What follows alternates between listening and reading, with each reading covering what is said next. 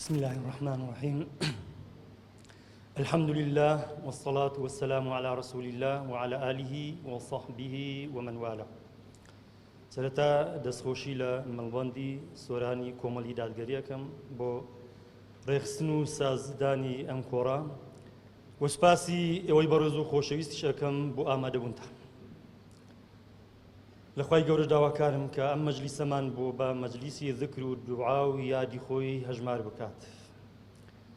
دیارە ئەمڕۆ چوارەم ڕۆژی مانگی موحەڕەمی ساڵی نوێی کۆچی، ساڵی 1444 کۆچیە، واتە ئەمە 1444 ساڵە پێغەمبەری خوا صلی الله علیه وسلم لە مەکەوە هیجرەتی کردووە بۆ مەدینە. جا چیرۆک و داستانی کۆچکردنی پێغەمبەری خوا صلی الله علیه وسلم هێندە باس کراوە، هێندەی لەسەر نووسراوە، بەتایبەتی مامۆستایانی ئاینی خوازیان بداتەوە درێغیان نەکردووە لەم بارەوە. ڕەنگە هەر یەک لێوە بەشی ئەوەندەی معلومات و زانیاری ئەم چیرۆکە لابێت کە پێغەمبەری خوا صلی الله علیه وسلم چۆن هیجرەتی کرد، چەند شەو لە ئەشکەوتی ثەور مایەوە و چەند ڕۆژ بەڕێوە بوو و بە شێوێک چێ یارمەتێدا، هەموو ئەمانە بۆیە بە پێویستی نازانن لەم کاتەدا بپڕژەینە سەر ئەم باسە و ئەم چیرۆکە باز بکەن. بەڵکو ئەوەی گرنگە زیاتر پند و وانەکانی هیجرەت. جەم هەوڵ ئەدەم وتارەکەم بکەمە وەڵامی بە پوختی و گوشراوی، بکەمە وەڵامی دوو پرسیار. پرسیاری یەکەم هیجرەت لەبەر چی؟ پرسیاری دووەم هیجرەت لە پێناو چی؟ جا خاڵی یەکەم بزانی هیجرەت لەبەر چی؟ پێغەمبەری خوا صلی الله علیه وسلم بۆچی مەکەی جێهێشت؟ مەگەر مەکە شوێنی لەدایکبوونی و مەفتنی باو باپیران و نیشتیمانی خۆی نەبوو؟ مەگەر مەکە خۆشەویستترین شوێن نەبوو لای پێغەمبەری خوا؟ بە بەڵگەی ئەوەی ئەو کاتەی لە ئەشکەوتی ثەور پێغەمبەری خوا هاتە دەرەوە صلی الله علیه وسلم ڕۆ و مەدینە، ئاوڕێکی بۆ مەکەدایەوە، فرمێسکی وەداعی هەڵڕشت، فەرمووی یا مەکە والله أنك لخير أرض الله إلى الله وأحب أرض الله إليه. فەرمووی ئەی مەکە، قەسەم بەخوا من دەزانم، ئینی لە ئەعلەم، من چاک دەزانم تۆ خۆشەویستترین شوێنی لای خوای پەروەردیگارە، پیرۆزترین شوێنی لەسەر ئەرزە و خۆشەویستترین شوێنیشی لە لای من. ولولا أن قومك أخرجوني ما خرجت، ولولا أن قومك أخرجوني منك ما خرجت. قەسەم بەخودا ئەگەر قەومەکەم ناچاریان نەکردبوومایە هەرگیز تۆم هێندە خۆشەویست بەجێم نەدەهێشتی. کەواتە بۆچی پێغەمبەری خوا صلی الله علیه وسلم ئەم شوێنە مبارەکەی جێهێشت؟ ئەم شوێنە کە لە لای پێغەمبەری خوا خۆشەویست بوو، لای خوددا زۆر خۆشەویست بوو. أحب أرض الله إلى الله. مەکە جگە لەوەی کە مەهبەڵی وەحی و مەوسمی حەج و قیبلەی ئوممەتی ئیسلامە، پیرۆزترین شوێنیشە لەسەر ئەرزە لای خوای پەروەردیگار. یەکەم شوێنە کە بۆ خواپەرستی بنیات نرابێ، وەکو خوای جەلە جەلالوه دەفەرمێ إن أول بيت وضع للناس للذي ببكة مباركة. یەکەم شوێن بۆ خواپەرستی بنیات نرابێ لەسەر ئەرزە ئەم مەکە پیرۆزێ، ئەم بەیتە و ئەم کەعبەیە. پیرۆزترین و مقەدەسترین شوێنە لای خوای پەروەردیگار. بەجۆرێ هەر نوێژێ لەم شوێنە خێری 100,000 نوێژی هەیە کە لە شوێنەکانی ترا بکرێت. کەواتە بۆچی پێغەمبەر صلی الله علیه وسلم ئەم شوێنەی بەجێهێشت؟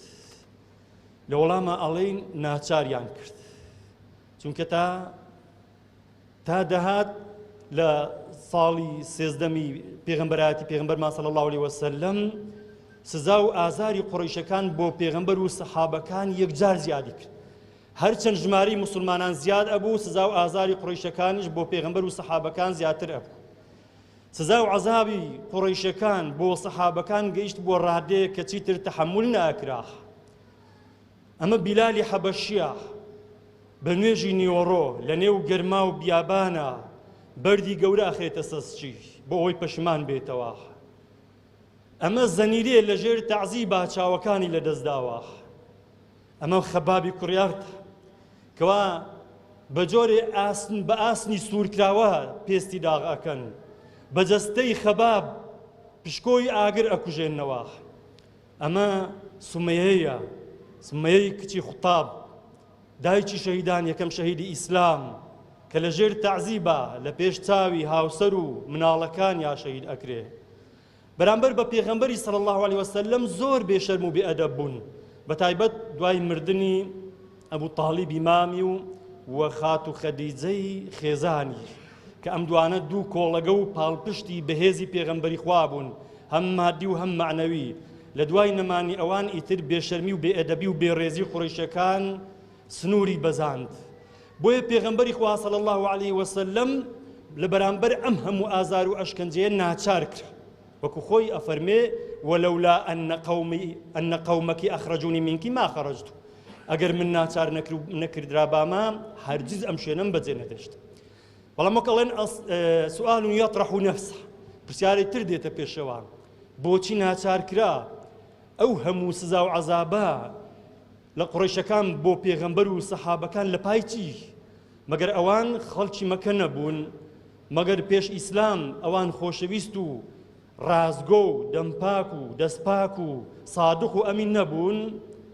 ڕەنگە بڵێن لەبەرەوەی بوو کە پێغەمبەر صلی الله علیه وسلم ئاینێکی نوێی هینا، ئاینێکی جیاواز. بەڵێ ئەمە یەکێک بوو لە هۆکارەکان، بەڵام هۆکاری تر هەبوو، تەنها مەسەلە ئاینی جیاواز نەبوو، چونکە خەڵکێکی تر هەبوو لە مەکە ئاینی جیاوازی هەبوو، زۆر بە ئازادانەش خواپەرستەکانی خۆی ئەکرد، کەسیش دەستی بۆ درێژ ناکرد. ئەمە وەڕەقەی کوڕی نەوفەل بوو، نەسرانی بوو، ئەمەیان بوحەیرای ڕاهیب بوو، ئەویش هەر مەسیحی بوو، و زۆری تر لەسەر دینی ئیبراهیم پێغمبەر مابوونەوە، لە شیرک و هاوبەشپەرستی ئەوان بەشداریان نەئەکرد. تەنانەت خۆ پێغمبەری خوا صلی الله علیه وسلم پێش پێغمبەرایەتیش باوەڕی بە ئاینی وان نەبوو، بەشداری هیچ مەراسیم و مەوسیمێکی بتپەرستی ئەوانی نەئەکرد. تەنانەت 6 مانگ پێش پێغمبەرایەت صلی الله علیه وسلم لە خەلوەیە بوو، لە مناجاتا بوو، عیبادەت و خواپەرستی ئەکرد، کەس دژایەتی نەئەکرد. کەواتە دەگەینە ئەم ڕاستی ئەوان ئیسلامیشیان وەکو ئاینێکی گۆشەگیر قبول بوو، ئەیانوت یعنی عیلاقەی نێوان خۆت و خوددا هەر کەسێک خواپەرستی بە هەر جۆرێ بیکردبایە، هەر شتێکی بپەرستبایە، بۆ ئەوان کێشە نەبوو. بەڵام ئیسلامیان وەکو دەستور و یاسای ژیان قبول نەبوو، یانوت نابێ دین تەداخولی هیچ کایەکی ژیان بکات، ئەبێ ئاین گۆشەگیر بێت. یعنی بەمانایەکی تر ئەوان کەسەکانیان وەکو سالیح و ڕاهیب و عابید و ئەمانە قبول بوو، کێشیان نەبوو، بەڵام کەسەکانیان وەکو چاکساز و ئیسلاح و مصلیح قبول نەبوو، بۆیە دژایەتیان نەکرد. دەی ئیسلامیش هاتووە ئێوێ چاکسازی بکات لە کۆمەڵگا، ئێوێت ئەم گۆڕانکاریە لە ڕەگ و ڕیشەوە دەست پێ بکە، ئێوێ بتپەرستی و سەنەمپەرستی نەمینێ، ئێوێ کۆیلایەتی نەمینێ، ئێوێ زوڵم و ستەم و نادادی نەمینێ. پێغەمبەر هاتووە صلی الله علیه وسلم ئێوێ خەڵک هەموو وەکو برا بژی، هەموو یەکتریان خۆش بوێ، جیاوازی لە نێوان ئوبەی کوڕی خەلەف و بیلالی حەبەشی نەبێت، دنیاویستەکان و دنیاپەرستەکان و بەرژەوەندی خوازەکان و قۆڕخکارەکان و ڕیباخۆرەکان و داوێن پیسەکانیش ئەمیان قبول نەبوو، چونکە لە بەرژەوەندی ئەوان نەبوو چاکسازی بکرێ. ئەمە پیشەی هەموو پێغەمبەران، وەزیفەی هەموو پێغەمبەران هەر بەم شێوەیە بووە، بۆیە دژایەتی کەسە ئیسلاح خواز و مسلحەکانیان کردووە.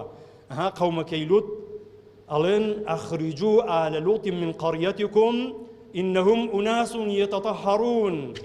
دەی لوط و ئەوانەی لەگەڵیشدا کە کەسانی چاک و پاک و خاوێنن ئەبێ لەناو ئێمە دەرچن، ئەوانە کەسانی پاکن، ئێمە ئەمانەوێ وەکو خۆ کۆمەلگا هەر بە پیسی بمینێتەوە.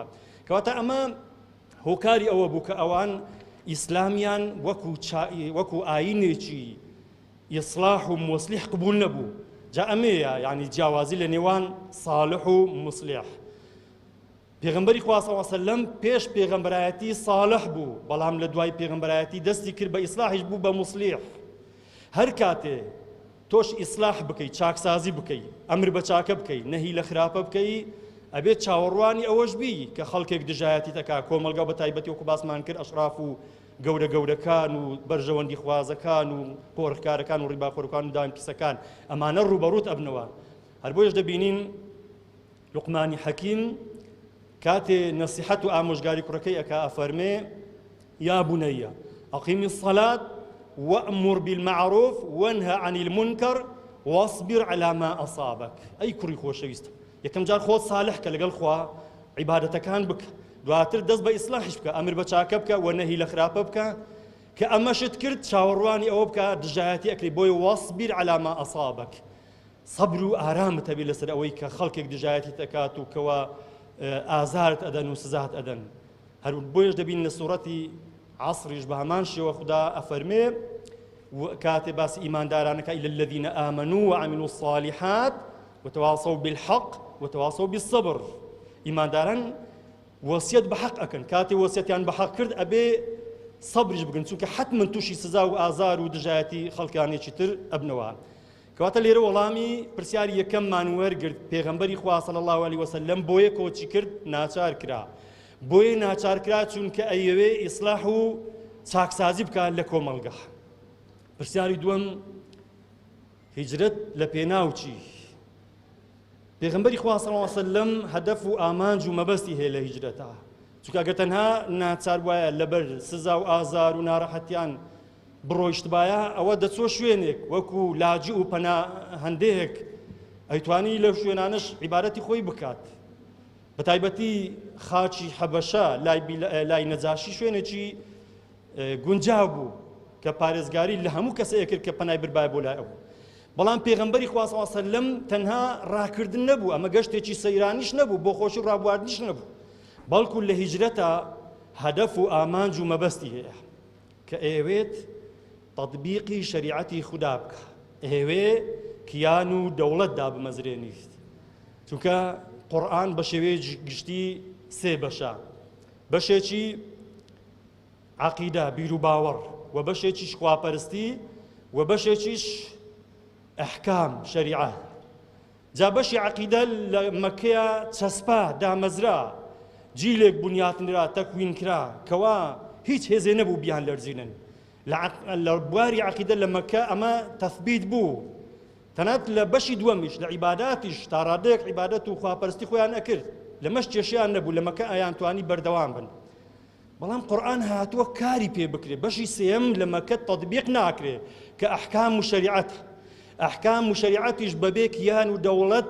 جێبەجێ ناکرێ بۆیە پێغەمبەر صلی الله علیه وسلم ئێوێ بەشی سێمی قورئانیش تەطبیق بکات لە ژیانی ڕۆژانە لە مەیدانی عەمەلا تەطبیقی شەریعەت چەکو باسمان کرد ئەبێ کیانێ هەبێ ئەبێ هێز و دەسەڵات هەبێ ئەبێ حکوومەت و دەوڵەت هەبێ زۆر جار جێمان لێ ئەبێت ئەڵێن يعني هەندێک لە مسلمانان اتهامەکەن وەڵا مسلمانیش هەوڵەدەن لە بۆ کورسی لە بۆ دەسەڵات لە بۆ دەوڵەت نازانم چی جا ئەگە مسلمان هەوڵ نەدا دیارە ئەسڵەن لە ئیسلام تێنەگەیشتووە تۆ ئەبێ خەمی گەورەت ئەوە بێت تەطبیقی شەریعەت بکەی ئایا تەطبیقی شەریعەت چۆن ئەکرێ بەبێ دەوڵەت و بەبێ هێز و دەسەڵات شتێکی مەفروزە هەموو مسلمان ئەبێ ئەم هەوڵە بدا بۆ دەسەڵات بۆ حکوومەت بۆ تەنانەت کورسیش بەڵام کورسی بۆ پلە و پۆست و پارە و ڕابواردن و ڕەفاهیەت نەبێ بەڵکو بۆ ئەوەت بێ هێز و دەسەڵات بگرێ دەست تەطبیقی شەریعەتی خوا بکە جا لە مەکە کەش و هەواکە ژینگەکە گونجاو نەبوو لەژێر نیری ئەم تاغوتانە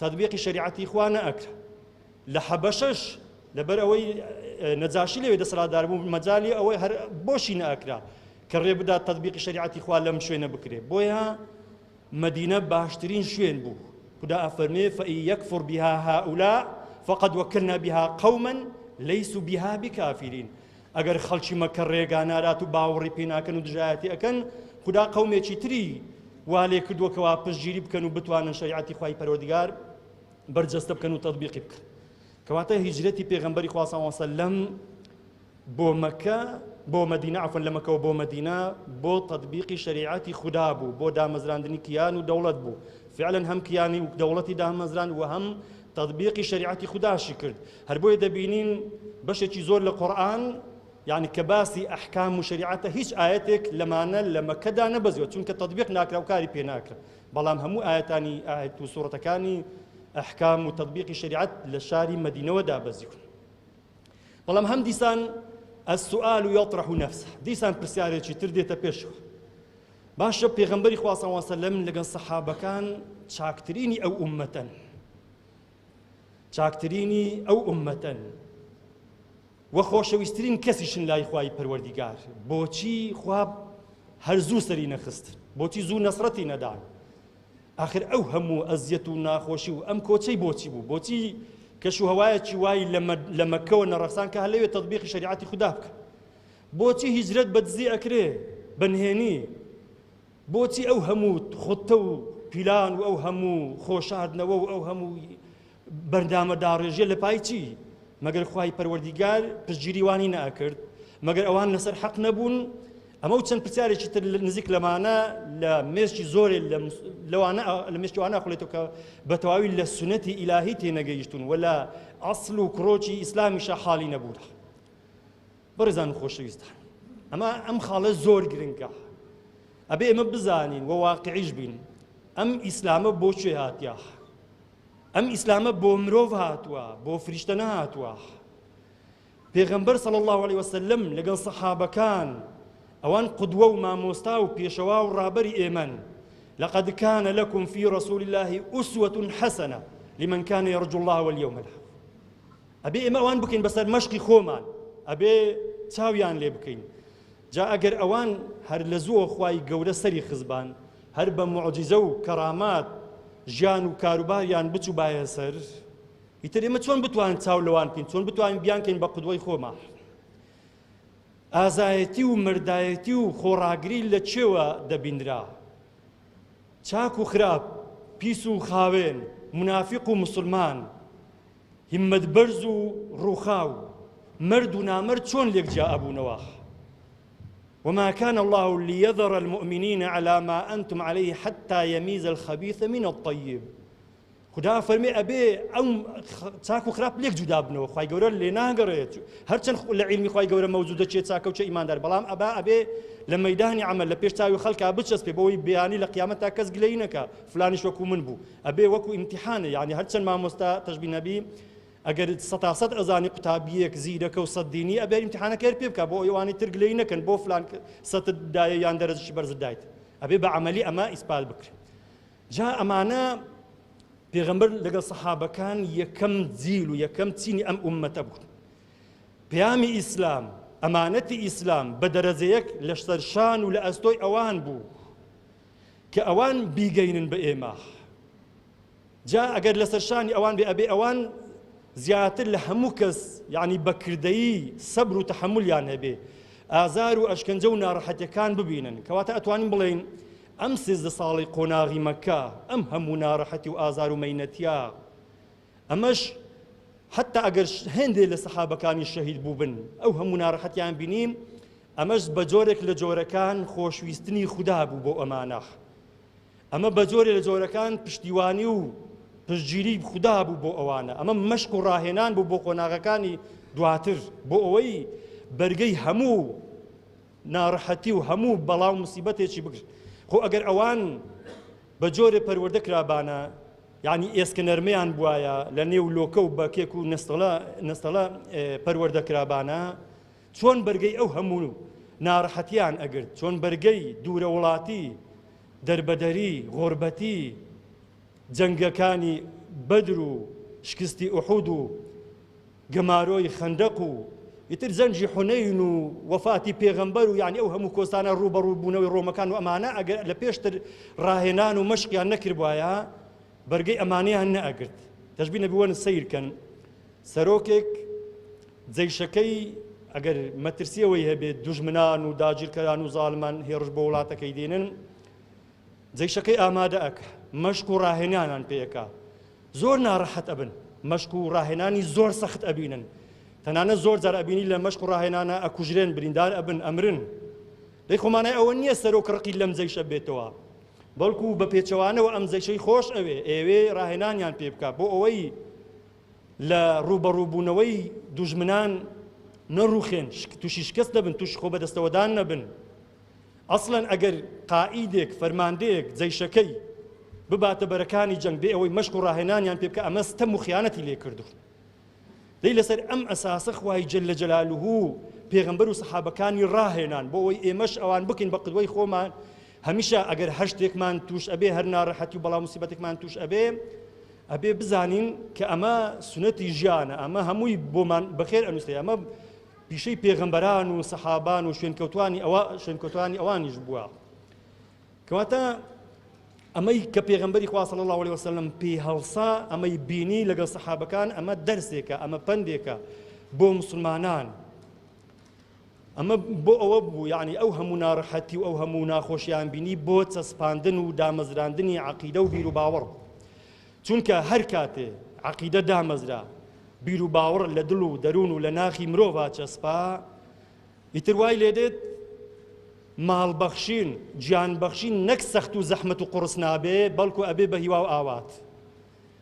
عیبادەتەکان نوێژ و ڕۆژ و حەج و زەکات و جیهاد و دعوە و بانگەواز و ئەمر بە چاکە و نەهی لە خراپە و پابەندبوون بە شەریعەتی خودا و بە حیجاب و بە فەرمانەکانی خودا و پێغەمبەری خوا نەک سەخت و زەحمەت نابن، بەڵکو ئەبن بە خۆراکی ڕوح و دڵ و دەروون و جەستت پێ ئەحەسێتەوە.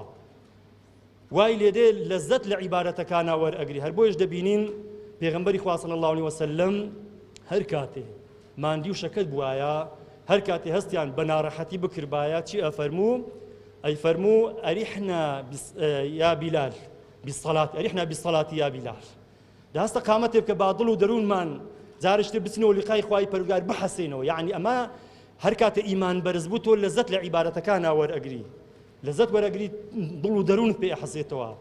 جا خەڵکێک کەوا ناتوانێ ماڵ ببەخشێ، گیان ببەخشێ لە پێناوی خودا، ئەمە لەبەر لاوازی ئیمانەکەیەتی. خەڵکێک کە پابەندە بە بەرنامە و شەریعەتی خوای پەروەردگار، ئەمە لەبەر جەهل و نەزانێتی. خەڵکێک کە لەزەت لە عیبادەتەکان و خواپەرستەکان وەرناگرێ، ئەمە لەبەر لەرزۆکی و کزی و لاوازی ئیمانەکەیەتی. کەواتە بە کورتی و پوختی بەڕێزان و خۆشەویستان، ئەم ئیسلامە هاتووە بۆ گۆڕانکاری، ئەم هیجرەتەش هەر لە بۆ چاکسازی و ئیسلاح و تەطبیقی شەریعەتی خودا بووە. وەکو باسمان کرد، جیاوازش لە نێوان ساڵح و موسلح ئەوەیە تۆ ئەگەر ساڵح بووی لە بینی خۆت خودا، ئەمە شتێکی پێویستە، بەڵام ئەمە کافی نییە. هەر کاتێ تۆ ساڵح بووی بینی خۆت و خودا، چەند یادی خودا ئەکەی، چەند خواپەرستی ئەکەی، کەس دەست بۆ نابێ، کەس دژایەتیت ناکە.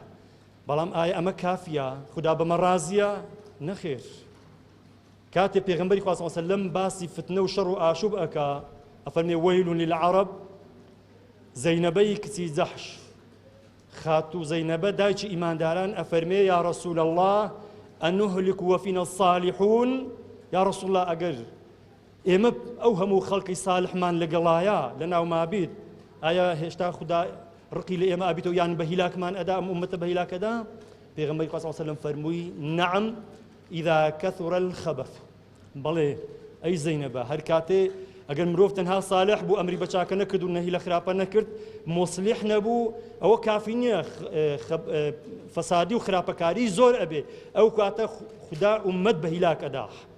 بەڵام ئەبینن لە قورئانە ئەفەرمێ وما كان ربك ليهلك القرى وأهلها مصلحون، ئەفەرمێ نەهاتووە خودا هەرگیز ئەم ئومەتە یان هیچ قەومونەتەوەیەک یان خەڵکی هیچ شار و دێهاتێک بە هیلاک بدات و لە ناویان ببە، مادام وأهلها هەرچەندە بظلمین، هەرچەندە زوڵم مستەمیش بکرێت، مادام وأهلها مصلحون، مادام خەڵکی چاکەکار، چاکساز و مصلیح و چاکخواز هەیە، ئەمە خودا لەبەر خاتی ئەوانە ئەم ئومەتە کە هێشتا ئومێدی خێری لێ ئەکرێ، مادام خەڵکێک ئەمر بە چاکە ئەکا، نەهی لە خراپە ئەکا، هێشتا ئەو ئومەتە ئومێدی خێری لێ ئەکرێت و خودا بە هیلاکیان نادا. ئەمێ جیاوازی لە نێوان ساڵح و موسلی، بۆیە زۆر گرنگە ئێمە هەمومان لە پێشدا ساڵح بین، بەڵام بەوە ئیکتیفا نەکەین مصلیحیش بین.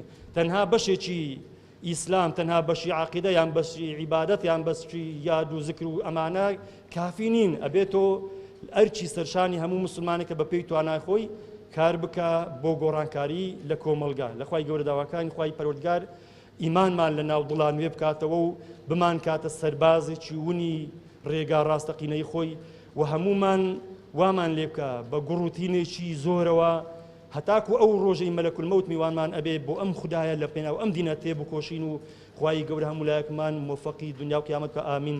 وصلى الله على نبينا محمد وعلى آله وصحبه وسلم.